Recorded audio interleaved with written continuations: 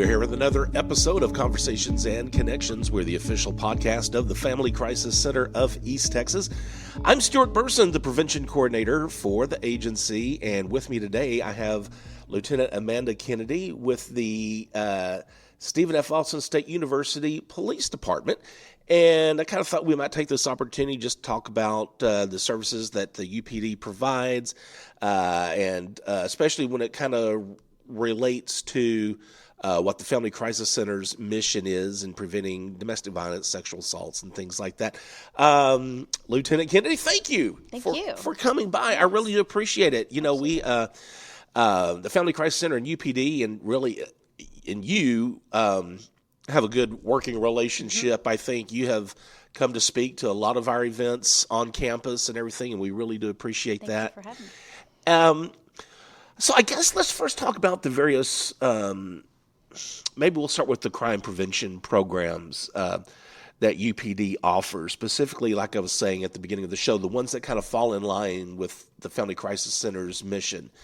I was noticing, first of all, you do have personal safety awareness. What does that entail, and what is that all about?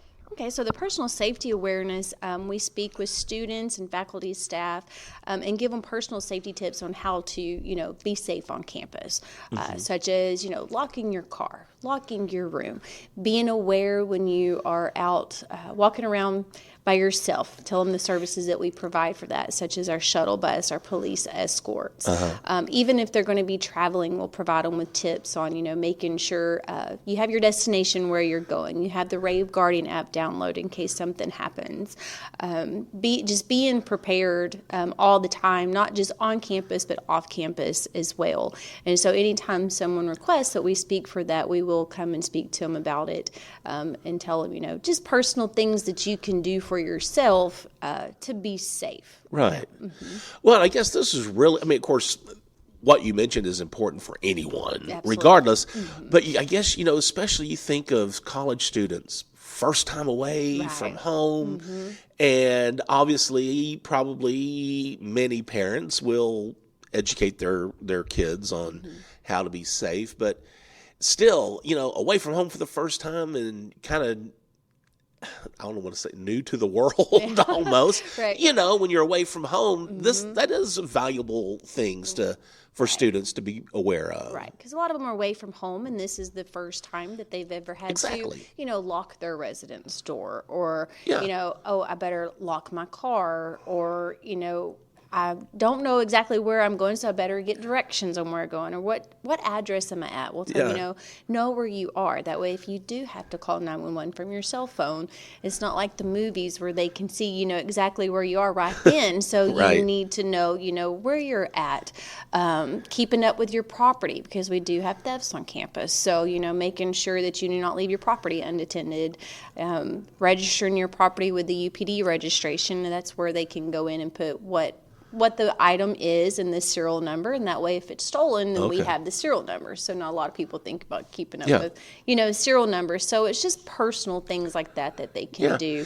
And we make them aware of it. We speak at all the orientations, which is new incoming freshmen, and then transfer orientations as well. So that's students that may be coming from another college. So we speak at all of those. We go to SFA 101 classes, which are all freshmen, and talk to them about the services UPD provides, the personal safety, Rave Guardian, our Jack alerts, and just make them aware of what their police department offers for them. When you think a lot of these kids, being first-time college students, may be coming from small, tight-knit communities where they may have grown up not having to really worry about locking your car door necessarily, or things like that. I really didn't have it in my show notes, but I do want you to talk about, you mentioned a couple of times the Rave Guardian app. What is that? Okay, so the Rave Guardian app is a personal safety app that they can download onto their phone. It's free of charge, and they can set a timer. And the timer, they can set it, say they're going to be walking from the library to their residence hall. And they can set that timer for, say, 10 minutes. And if they do not turn the timer off, then it's going to notify their guardians, whoever they have set up for guardians. And we always encourage them to set up UPD as a guardian in there, that it will notify those guardians that they have not turned their timer off. And so then we will get exact GPS locations of where they are. That way we can start going looking for them. And now it will give them a notification of, hey, turn off your timer. Hey, hey, hello. And so they won't, it won't just go off. So, right. And then also there's a panic button in there as well, so they can hit that panic button and it'll notify the University Police Department. Now they have to have us set up as a guardian. That way it will come to us. Now the 911, no, that one is not. It'll automatically come to our department. And so that will notify us even if they're off campus. So say they're traveling home, it will notify the University Police Department, and that way we can get them services for, contact the department that they're in and get them services. Right. Okay. There's a directory in there, so it has like all the Family Crisis Center is in there, our health clinic, counseling services. There's many phone numbers in there that they can scroll through and see what service they may need and click on it. It also, our Jack alerts go through that system as well. So anytime there is an emergency on campus that we need to get out to the students, it's going to go through that Rave Guardian. And it's very important to have because if there's an emergency on campus, they need to know. And it'll prevent them from going into something, that they could have walked into. So it's a really great free app that they just download onto their phone. And they can put their personal information there, their name, if they want to put their vehicle, if they suffer from, have any type of medical issues that we may need to know, they can put that in there as well.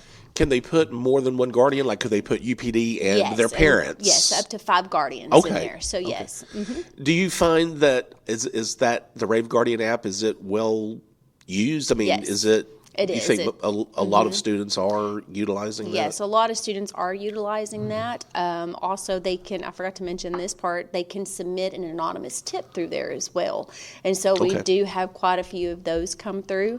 And so, yes, it is utilized quite a bit. Okay. So another program I do want to talk about, which again really starts lining up with the Family Crisis Center and what we do as an agency, is the sexual assault awareness programs you have. Can you talk a little bit about that? Yes, and so we go out and speak to the students at orientations also as well, and a lot of the residence halls, they'll request this program. So the sexual assault awareness is just letting them, giving them tips on, if they're going to go out, if they're going to drink alcohol, if they're going to be alone, giving them tips on being safe.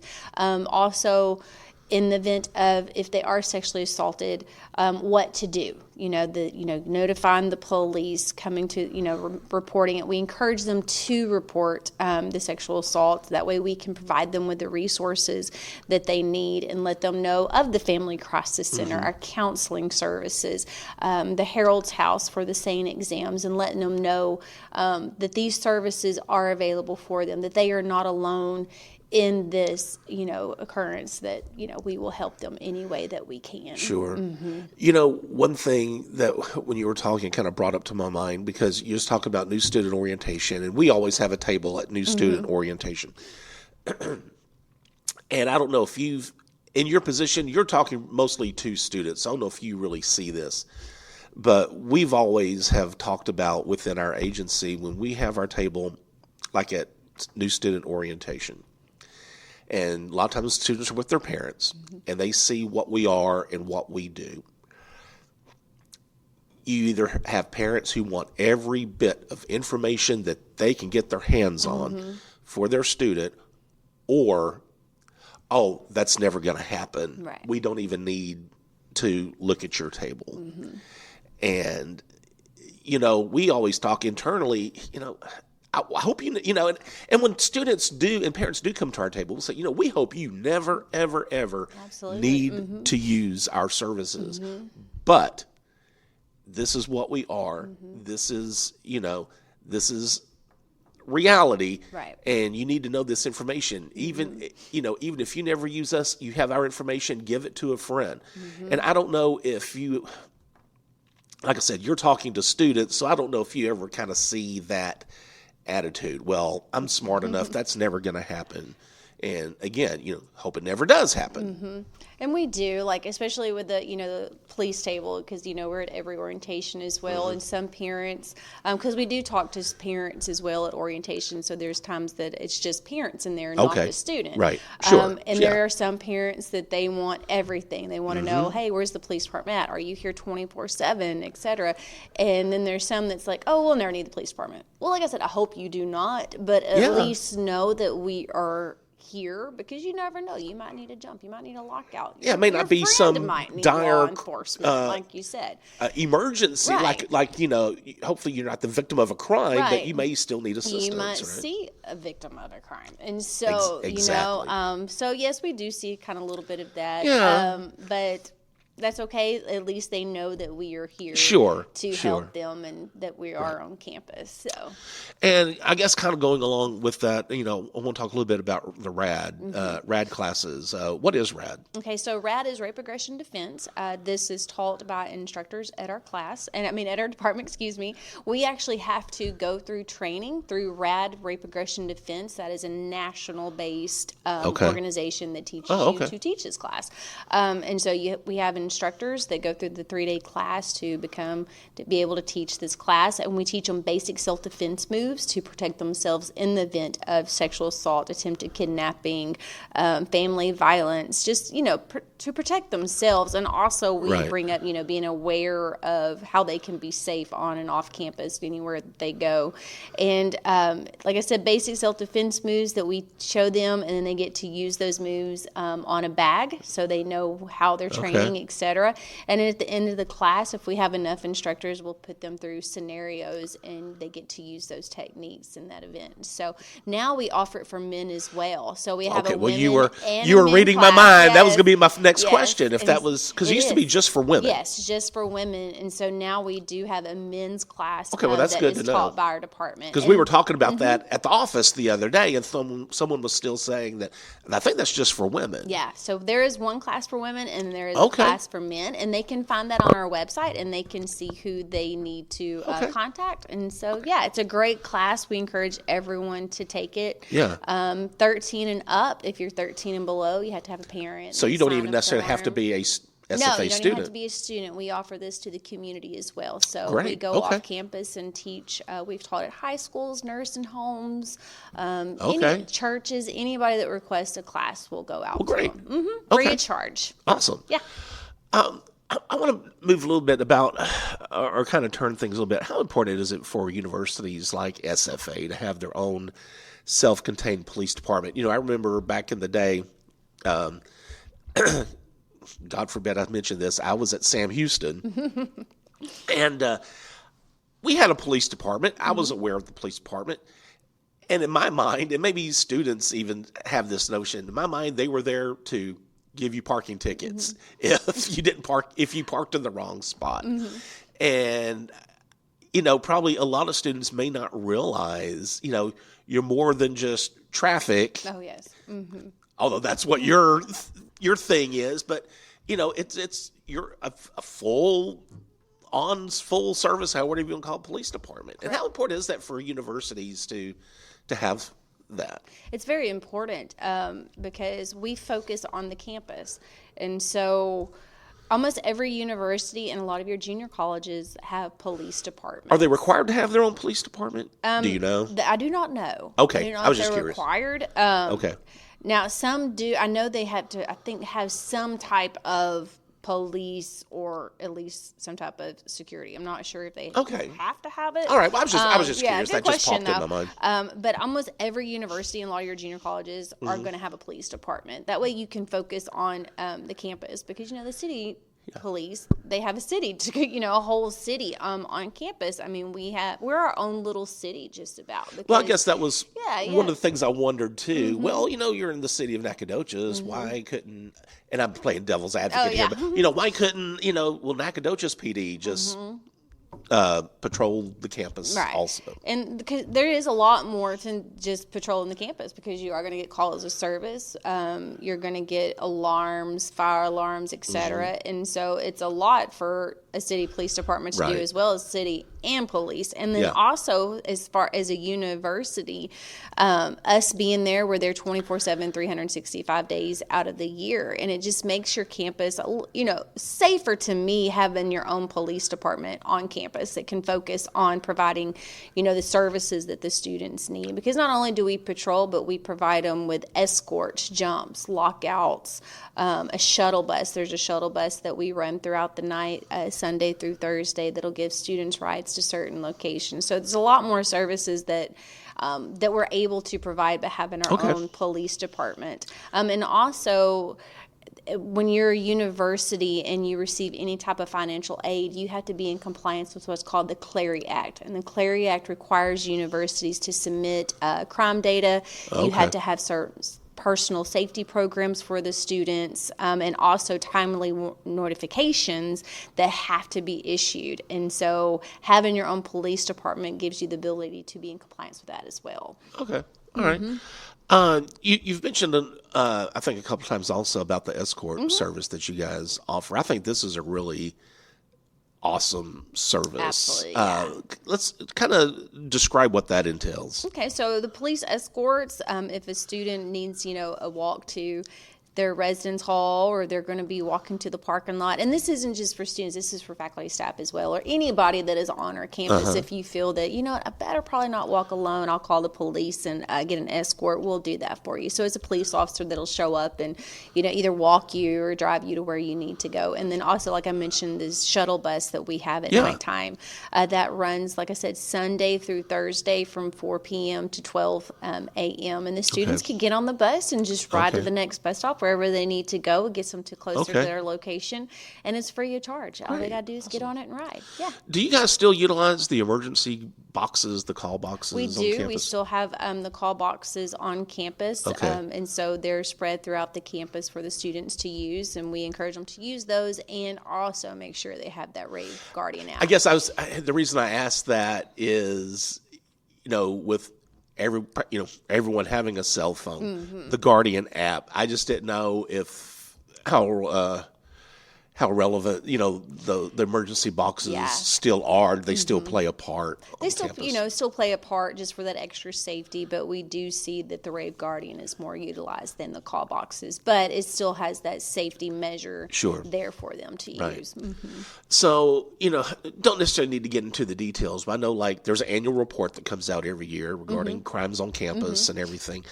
Can you talk just a little bit about how SFA compares to other universities in the state when it comes to campus safety? I'm not real sure about the comparison. I feel like we're pretty safe. We do the best of our ability to keep the campus safe as we can. At one time, a few years ago, we were ranked in the top 100 as one of the safest campuses in the nation. And so we take campus safety very seriously. That's our number one top priority, is to provide a safe living and learning environment.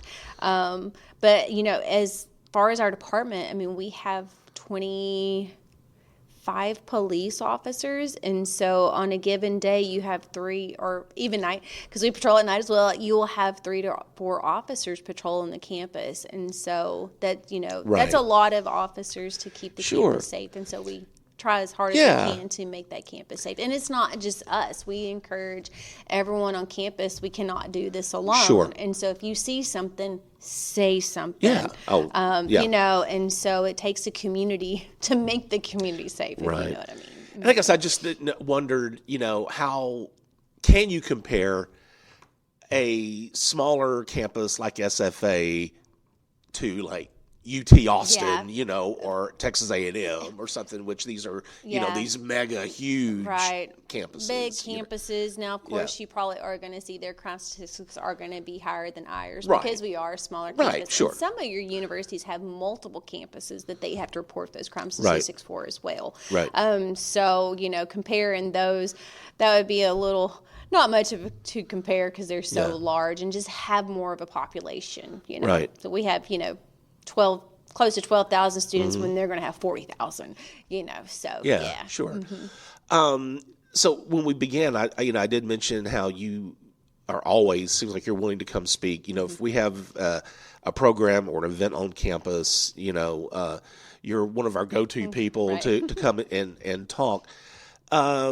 Is sexual assault prevention kind of a passion project for you, like for a better word, I guess, or is it something that you really feel a need to talk about with students? Yes, it is one of my passions. Sexual assault prevention, family violence, dating violence. For some reason, it has always been one of my passions is to be able to help other women, help them in any situation that they have, listen to them, give them guidance, give them all the resources that are available for them. I've always been one of those that wants to help others that cannot help themselves. Yeah. And so it's quite the passion. And I love the Family Crisis Center. They do such great things, and just any way that we can help them and we work together to help others. That's what we're here for, is to help others.